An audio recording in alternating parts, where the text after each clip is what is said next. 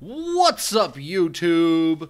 Robert the Monster Among Marks Drap here, and I'm back again with my good friend and tag team partner, Sierra. How we doing today? It's been a long day. You know, you're not wrong. It has indeed been quite the long day. That looked positively orgasmic. Something that was not orgasmic was this episode of SmackDown. I mean, I figured we might as well have a little bit of fun with that part before we actually got into the show. I mean, Y'all have put a beautiful go-home show to rest. yeah. And SmackDown gave us. Sorry. SmackDown gave us a peek at the mixed match challenge. That's what it did. Yeah, it really wasn't. It really wasn't what we needed. Although, One Night in Oklahoma might go down as the best cinematic piece ever. I think you need to rethink what you just called that. Wasn't it called one? It's called One Night in Oklahoma. No, Milwaukee. Milwaukee, which is in Wisconsin, yeah, it is. bordering two Great Lakes. Which Aiden English just took like 20 minutes to fucking Look, to plug we'll in. get to that when we get to that, but God, do I love the perfect pause. Oh yeah, that was just beautiful. Sitting here trying to fix your screen here because I don't want the web bar to take up like half of this shit, but it's taking up half of this shit. So please bear with me, everybody. But yeah, I mean, let's start where we have to start, and that is with Paige in the ring, and she starts to talk about Samoa Joe's just crazy ass fucking going after AJ Styles. Hold on. So she says WWE management has recommended that I fire Joe. And it's just like, well, who's WWE management? Michael Hayes? Yeah. Shawn Michaels? Triple H? I don't. Did said superstar break into Randy Orton's house? Did I not call this happening? I mean, let's look at this as an interesting thought piece for the moment, and be beyond what they did here, in the sense of having Samoa Joe basically end up going to somebody's house and do something a stalker might do. We've seen something. Hell, Triple H especially has gone too far before, and in doing so, put together one of the creepiest fucking segments you will ever see on TV. Just did it, and Look, no. It's definitely a segment that's going to go down in WWE history right next to Triple H breaking into Randy Orton's house and the House of Horrors match. I was more thinking the time he pretended to be Kane. Ooh. That's not that. Like I said, that time was the worst you could possibly do. But so, Paige says that management recommends that Joe should be fired, but she says that she called AJ, and AJ said, no, he's gonna drop the charges that his family had pressed. He does not want Paige to fire Joe, and Styles is asked to hand out the punishment, which he plans to at Super Showdown. Yep, and again, they when they showed the graphic, it was no count out. Yeah, no count out, no disqualification. There must be a winner. That to me again says that we're going to get a definitive end to this match, and I really can't wait to see Joe hoist that belt and then them start the reverse chase on through WrestleMania, because I think that would be amazing. He says he won't. We then get a video promo by AJ at his home in at his home in Georgia with air quotes. Because I refuse to believe any man with more than two kids, well, hell, any more than one child could keep a house looking clean without either a professional cleaning team, or B, a whole lot of discipline. So I have to disagree because I live in a house of, okay, I'm the second of 7 children, Yeah. and I lived in a house where we had 4 kids in the house at one time, and the formal sitting room never got touched. He's probably recording from the formal sitting room that leads into the formal dining room that they only use on holidays. Yeah, that's got to be the difference between income brackets right there. I never had those things. So we just ran. But Yeah, we basically ran rip shit riot through the whole house. I was kind of a little shit, but anyway, we get him saying basically that he's not leaving the house until he gets confirmation that Joe's on the plane for Australia. I mean, he apologizes for not being there last night. Says that with everything that's happened, he won't be able to perform. Not that he can't perform, it's that he won't be able to perform at the level that he knows he can. And then, yes, he does say that he's not leaving until he gets confirmation that Joe is on a plane to Australia and that he needs to be with his family, with his daughter. He then says, Joe, this needs to be the end. You're not coming back from Australia. I'm going to bury you alive. Almost felt like a bury. I was just like, why would these guys get into a buried alive match? I mean, in one sense, if the stipulation hadn't been put in before this match, I would have said that that's how they're going to decide it. It's such a bitter rivalry that they're not going to let up until one of them's in the ground. So it would have made sense to me. Post this wonderful segment, we get a little bit of hype for One Night in Milwaukee.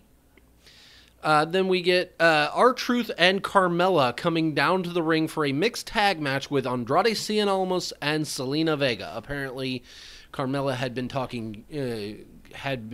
getting into a Twitter exchange with the manager of Tranquilo. Yeah, so to start this off, the girls do start off the match. They trade headlocks. Vega then mocks the moonwalk, which Mello retaliates with the actual... I think it's this point that she retaliates with the actual moonwalk. We see Vega gain control until...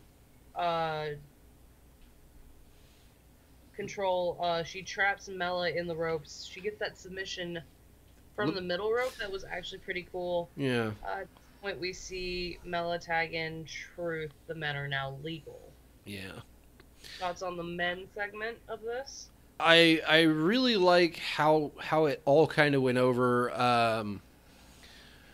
Truth on the outside had been cheering on Carmella, and for how long he's been in the business and how short a spotlight time he's recently gotten, he is super over. And I'm actually a little shocked. Not because R-Truth is good, because R-Truth has always been good and he's always been entertaining, but that he's gone from nobody knows that R-Truth is still working for WWE to everybody's cheering for R-Truth to keep winning. And I think it also has a lot to do with not just the time that he's gotten on screen, but Mixed Match Challenge, which they take the moment to mention that there's going to be one tonight between Ravishing Rusev Day and Day One Glow Penitentiary a little later in the show. There was another really good kind of stupid segment, or I don't know what to call them, but Andrade does that. Okay, you're getting back into the match. Okay. Yeah, Andrade does that catch the ropes and kind of look like he's laying back, and Selena slides under. Fucking Carmella. Are you feeling the tranquilo position stupid? No. I just don't know what to call those segments. No. I don't know what to call them because they're not wrestlings. They're okay. You want to call them taunts? Showboating. Yeah. Okay. No. That's a good name for it. To which Mela in Truth reply with the lady splits and the man splits. Fucking Truth jumps over Carmella. Yeah. Fucking Truth jumps over a Carmella and then does the splits. It's great. You just knocked your camera a little lower. I did on purpose. Okay. Just checking. Because see, I'm actually not gonna lie. I'm a little thrown off right now because I don't know if you saw this on my Facebook post, but I keep meaning to post it. Yeah, I meant to post it to Twitter as well.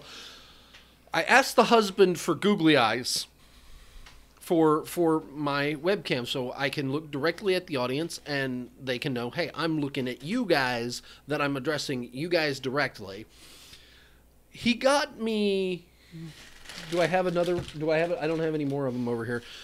He got me what looked like cat's eyes, but one of them is green and one of them is purple because he got me like four green and 3 purple, and I'm like, that's actually better than the googly eyes. I know, but I have to get used to it because now it looks like there's a little fucking gremlin sitting on top of my computer. He says dragon. They're dragon eyes. My apologies. It is Halloween, though. It's always Halloween for me. Yeah. So, but no. Anyway, it's hold up. taking a little getting used to. So let me just go over the quick color commentary for the men real quick. Go for it.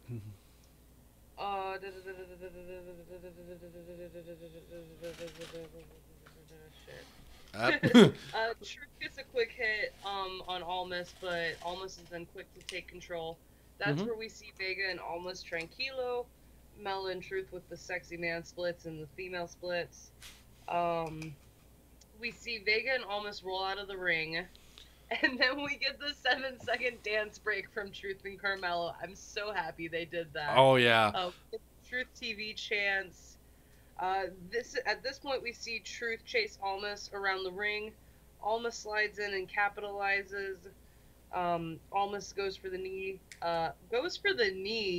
To the, I want to say knee to the face. Yeah. But his knee hits the turnbuckle, and he just spills to the floor. Yeah, I feel fucking like that Truth was a spot dodged. they had planned, but that looked nasty. Yeah, I mean, I think this is actually going to become a very big regular occurrence for CN, in that it seems to happen every time that they put a match together. It's Andrade goes for the thing in the corner, and the opponent wisely steps out of the way, and he just fucking bounces and launches himself. What else do you do when your opponent moves? That's a very common match mechanic, to dodge. Well, I mean, a lot of the time,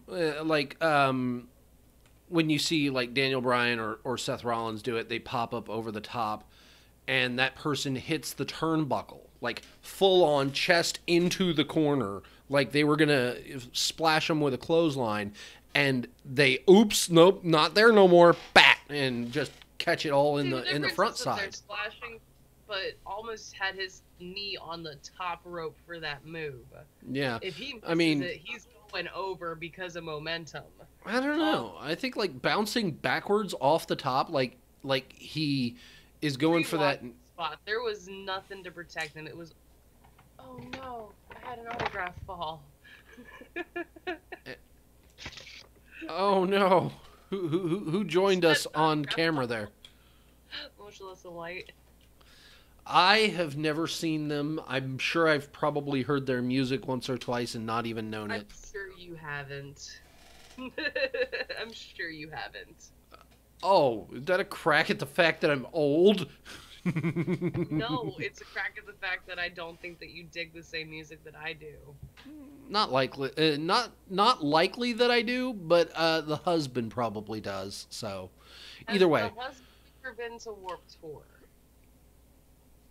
has the husband ever been to Warped Tour? He's given me the thumbs up, so I'm going to say that he has. Bet. So he probably does know who Motionless in White is, but let's get 4 back into times? wrestling. Bet, that's like me too. Yeah, anyway, back into wrestling. Carmella Carmella, about to be Facebook friends. yeah, Carmella gets the hot tag, and this is actually where I wrote in. She shows a good bit more skill than I'd seen in a while from her. Like, I really enjoyed this segment where she got in, and she actually manages to pick up the win via the code of silence on Vega. So I was really enjoying that. Hi, Doge. We apparently are joined in the mosh pit by Doge. Hold up, but can we talk about the beautiful transition from the pinfall attempt into the code of silence? Oh yeah, it was really good. Like, she had almost like the bridge over Carmella, who's laying on her back with her head facing Selena's legs. Then it flips over and she just rolls square into it. It was really good. So, but no, Truth and Mella pick up the win. Mm-hmm. Unfortunately, they get beat by Naomi and her husband. I can't remember which Uso it is. I think it's Jimmy. Did they? In the Mixed Match Challenge later that night. Yeah. Well, no, they chance of being correct. I was gonna say, here's the thing though. Jimmy and Jay, Jimmy's also in the Mixed Match Challenge. Who's he with? His wife, Naomi. I thought that was Jay. I don't know. I have a 50-50 chance of being right. Yeah, but they didn't face Carmella and R-Truth. They faced Rusev and Lana. Shut up. I haven't watched it. I just know that Naomi and Uso won. Moving on, we go backstage with Paige, who gets harangued by Ty Dillinger. I'm going back to my alcohol. You can take... Go ahead. I'm going to go love on my dog. I love how Ty Dillinger just, like, comes in and starts demanding it, and Paige is fucking bewildered. She's like, "What? Why? I don't talk him out of this. I don't get it." Well, you technically beat Nakamura. You technically I don't want Nakamura right now. I'll deal with Nakamura later. Give me Randy freaking Orton. And it's like I'm pretty sure she was gonna say, since you technically beat Nakamura, you're in line for a title U.S. title shot. It's like he didn't even care. DQ. And it's like, I want to see Ty Dillinger, get some love in the form of a championship run, and a good rivalry with Nakamura would do it. I never got the chance to have a championship in NXT. Oh yeah, that was the downside. It was like Ty Dillinger really proved himself to be a wonderful workhorse in NXT and would make a damn good mid-card champion. So have him there. Absolutely, and it sucks that we didn't have the North American Championship at that time, because Dillinger would have been the perfect perfect candidate for that. But he is scheduled for a match later on that evening with Randy Orton, which this next segment. Mr. Bootyworth. Oh God, we get New Day coming down. Such a fan of the bar. Oh yeah. But the New Day needs to drop the pancakes. I can't deal with the pancakes. That's fine. It's New Day cooks with Mr. Bootyworth. Before they can get into the full, hey, this is how you make our pancakes. Wait a minute. We were promised to be penetrated by the buttery and syrupy voice Ah! of Judy Worth. And I'm very upset we were denied that opportunity, that privilege It's to like be penetrated by Mr. Bootyworth. I have a husband. I'm good with that not being a thing from Mr. Bootyworth. I'm so glad you have headphones on. Anyway, before they share the recipe, though, the bar interrupt, basically coming down and saying that Cesaro is a really good cook, and that it's a verbal exchange hyping their match for Super Showdown, where the bar turn around, beat the hell out of the New Day after throwing flour in their face from ringside. They beat everybody. Yeah, they beat up everybody. Mr. Bootyworth standing in the corner holding the bowl of batter with the big ass whisk. And I was literally about to write in my notes, Mr. Bootyworth still in corner, and they turn to Mr. Bootyworth. Yep, they walk over to him. Yep, they walk over to him, take the hat off, pour batter into the hat, and then clap it on his head.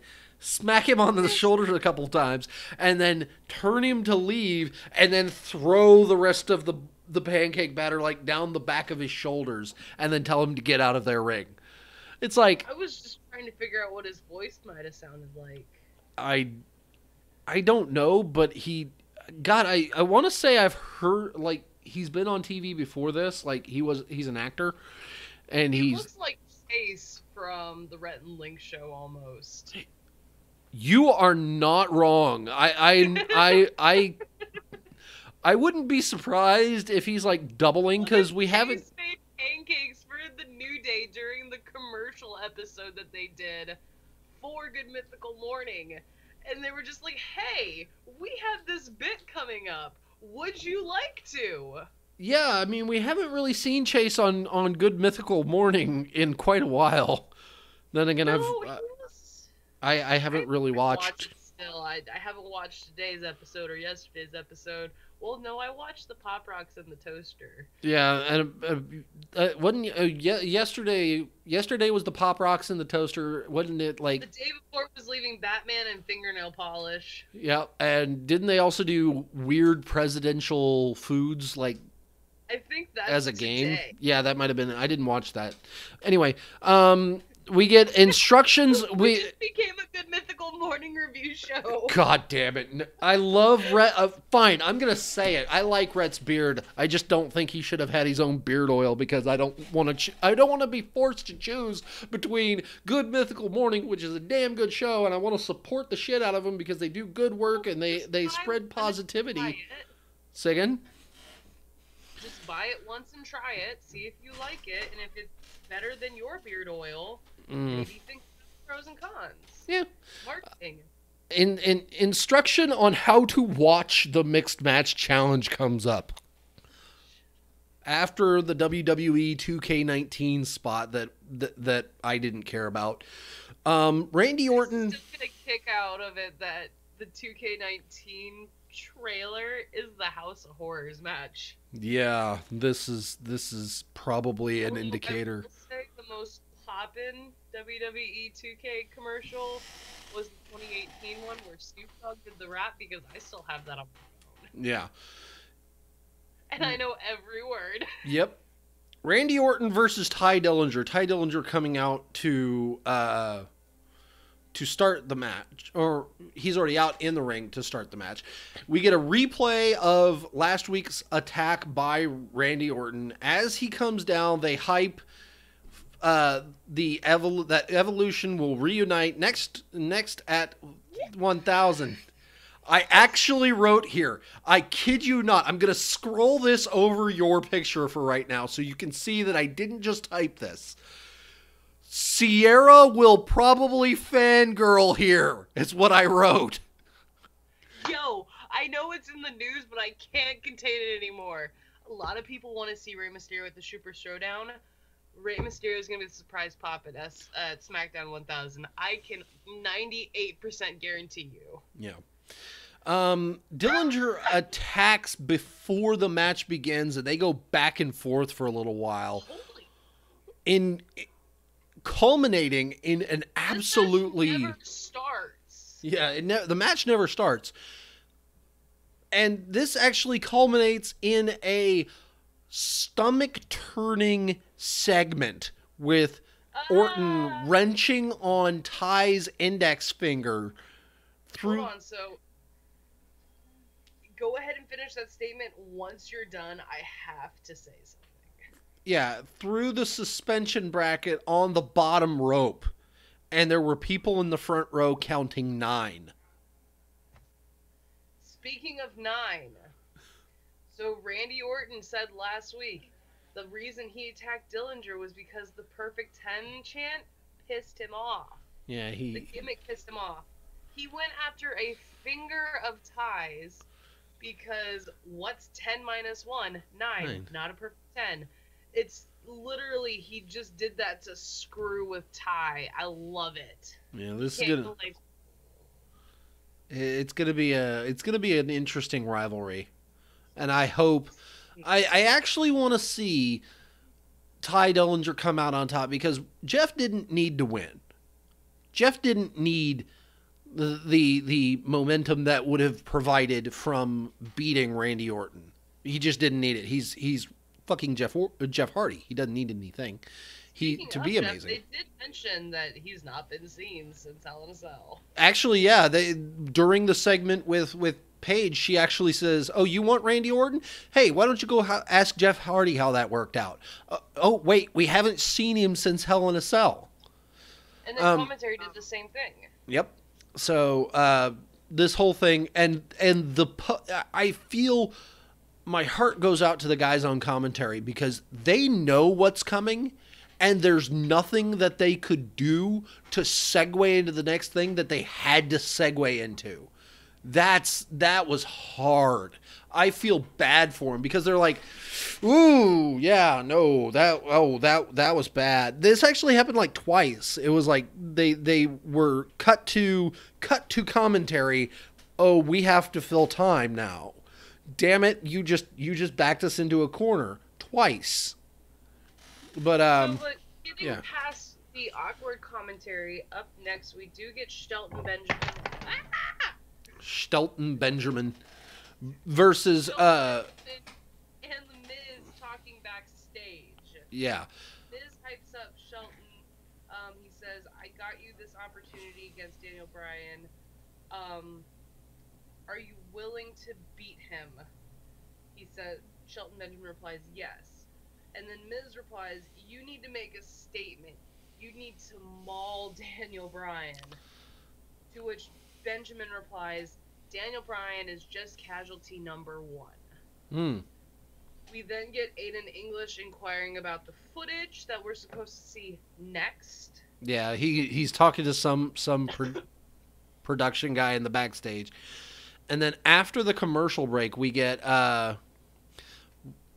Rusev and Lana coming out for one night in Milwaukee, and I'm like, I was like, Rusev demands that Aiden come out so he can tear apart his pale body and see this. But before he does, he wants to see this bogus footage evidence.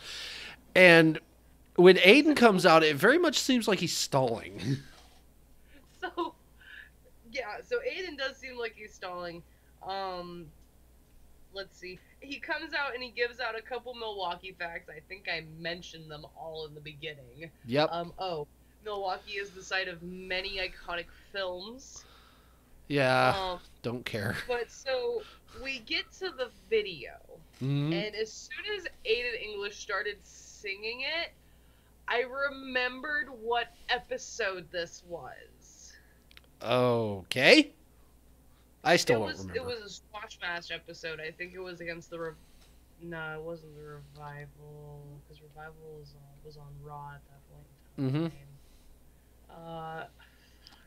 time. Maybe the Fashion Police. I was wrestling at the Jobber team, but I remember this segment. I remember him singing something like this. Yeah. But so we see him doing practice for the Milwaukee show. Mm-hmm. How he's gonna get the cheap heat. Yep, he gets a knock at the door, and we find out it's Lana. She says she wants to talk. She says that she needs to say this out loud, and then she says, "I want you." Quick pause of the video. Knowing that she said something. Yes. Take the context. Yeah, he completely made that seem like she said something else. I even wrote it. I'm like, Maids shows the video of himself before Lana shows up, and it looks like she wants to leave Rusev for Aiden. He definitely made it look like that, but it then turns into like it was a plausible and potential are the same freaking word. It was a possible I'm leaving you scenario. I want to run away with you, but so Aiden after the video, yeah, English says, "I would love to show the rest of this, but I can't. Legal obligations, you know. I have a deal with TMZ, or I have an offer with TMZ, and I wouldn't want to cheat on them." Definitely implying that Lana cheated on him based on the implications in the video. We see Rusev storm off to apprehend English. Lana is left in the ring. We get boos for Lana. This does nothing for Lana. Yeah, I don't think, but that's the thing. I don't think Lana needed anything. In fact, I think that what Lana needs is to fucking lose the Russian accent because she doesn't keep it up on been losing total. It slowly and more slowly ever since she did like the 12 rounds movie with Edge. She's slowly been losing the accent. Yeah. It'll be nice when she drops it completely, but I mean, they're still kind of pushing on the ravishing Russian because of the alliteration in it. I think until the whole Lana Day catches on, it'll stay. It's not gonna catch on, just like English. Aiden Day is not gonna catch on as much as I want an Aiden Day shirt. Also, I mean, those white shirts in like U.S. currency are like $35. I don't know if I can afford that. I just bought like 3 things off the Liars Club website, which is Baron Corbin's merchandise shop. Yeah, I'm not gonna lie. I like the logo for Aiden Day. Something, I'll give you. If you want to gift me, I'll give you my address. I really like the Halloween one. Yeah, I put the Aiden. Hint, nudge. I'm a pagan. I believe in gifts during All Hallows Eve. Yeah, I've got your I've got Aiden Day underneath your segment, underneath your side. We get a recap of the close. Yeah. Moving on, in a rare twist, we get a recap of something that happened on Raw. Mm-hmm.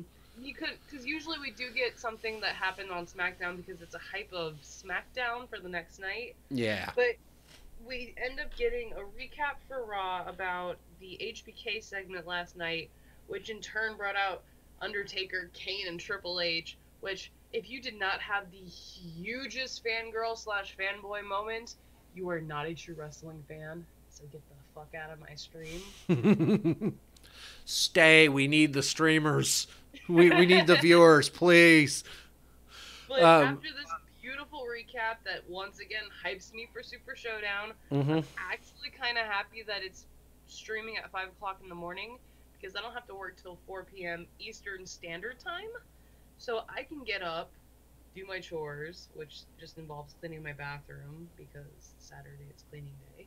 Mm-hmm. And then I can watch wrestling before work, and then I'm in a good mood when I go to work. This is Saturday? Maybe I'll continue to be in a good mood. Yeah, I'm sorry, but I'm not getting up at 5 in the morning. I'm not getting up at 5. But since I don't have to go to work till 4 p.m. Yeah. Granted, they said with pre-show they're planning on like a 6-hour show. Yeah.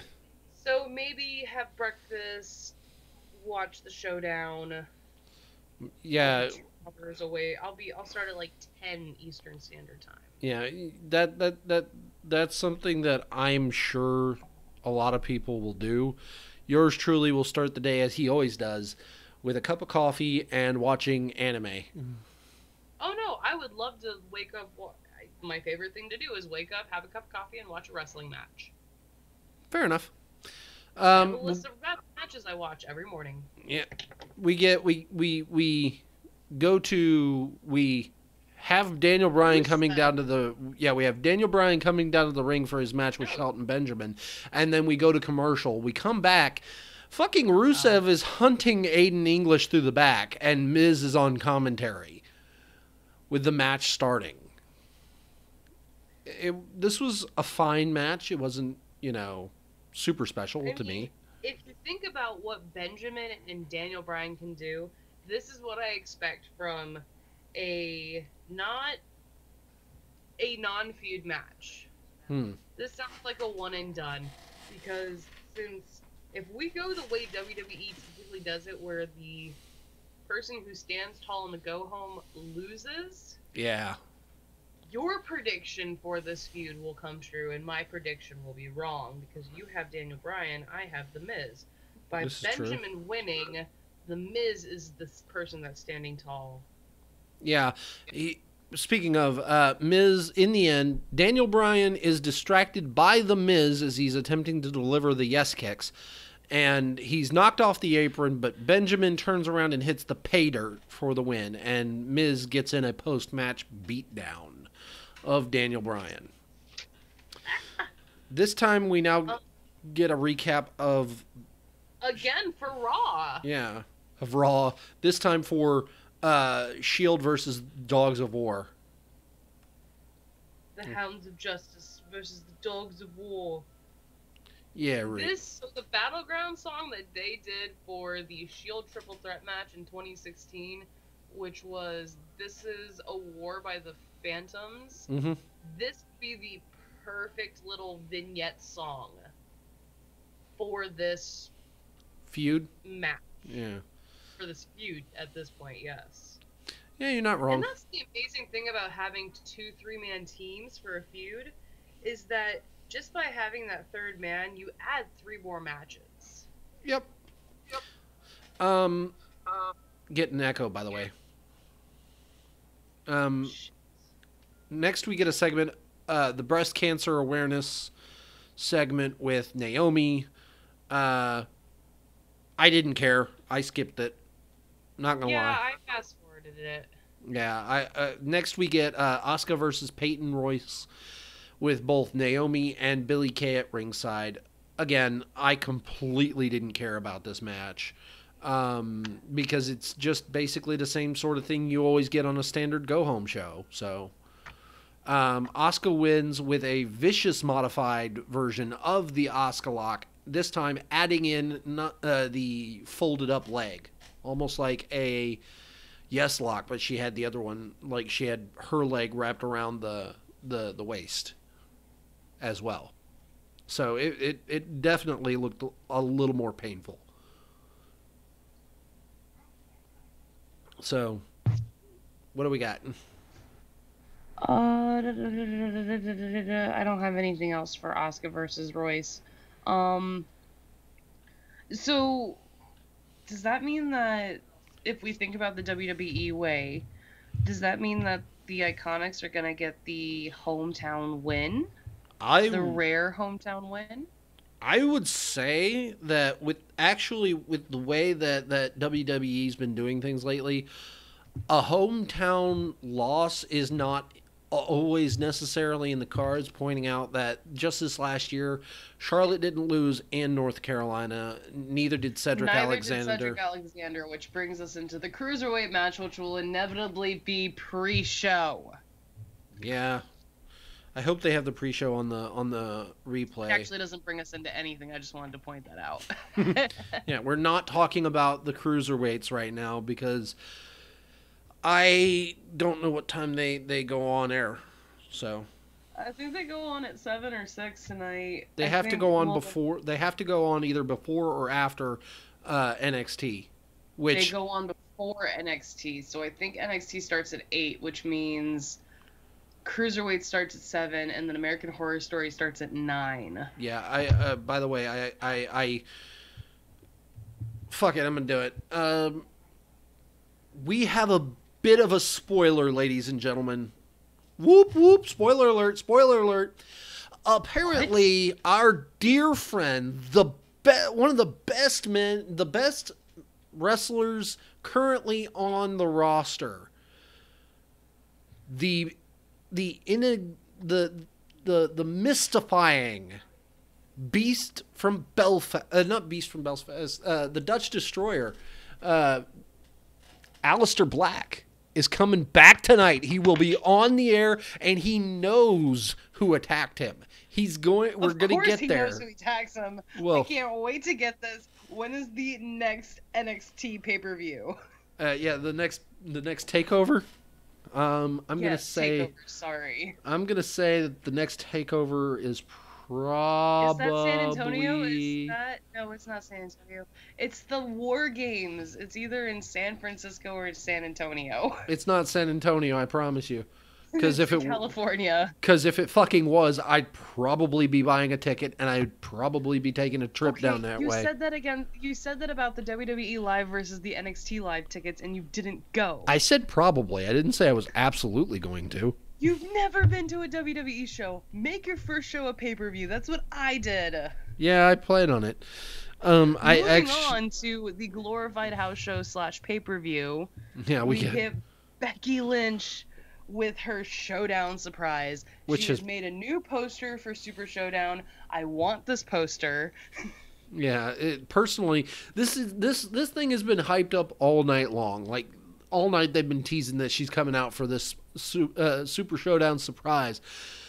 We get a recap of everything that's gone on between her and Charlotte up until this point, from SummerSlam to every attack that she's done up until now. Now, they also showed the attack of when she attacked Charlotte and put her into the roadside cases and had the photographer take the pictures. And she used that's where the picture came from. Yeah, she used that picture saying she should be on the poster for Super Showdown. She had the Melbourne Arena in the background and her standing over Charlotte with her foot on Charlotte's shoulder, holding the title aloft as kind of the main imagery. And this she starts talking about how she's going to beat Charlotte, and this brings Charlotte out, and it looked at the start like there was going to be a promo because Charlotte comes out with a mic in her hand. But she just fucking Charlotte ditches just it. Throws the microphone into the crowd. It bounced off the barricade into the crowd. Somebody, if you look back, you can see somebody dive for it. Oh yeah, I would. But then again, they'd probably kick my ass out for stealing WWE property. No, that would be something that I would hide in my pants. It wouldn't work. Yes, it would. It's DC. It would work anywhere. Moving on. They get into the scuffle. Charlotte hits a spear and then suplexes Becky through the poster stand. And the go-home imagery is Charlotte walking up the ramp and Becky clutching the title. Personally, I think this yet further shows. So yeah, we're in agreement that Becky's retaining. Yeah, Becky's gonna retain. So, but final thoughts on this show. Yeah, it was just your standard go home show. It wasn't a standard SmackDown go home show, because the standard SmackDown go home show was really good, and the only thing good about this show was Charlotte finally getting her comeuppance. Yeah, no, you're not wrong. But I want to thank you all for watching. Please like, comment, subscribe, share all those wonderful things down below. Hit the bell for the notifications. Follow the show on Twitter at InMoshPit. Follow me at Rob's Random Roms. Her at Heavy Metal Hippie. We will see you all tomorrow night for 205 and NXT. Later. Bye.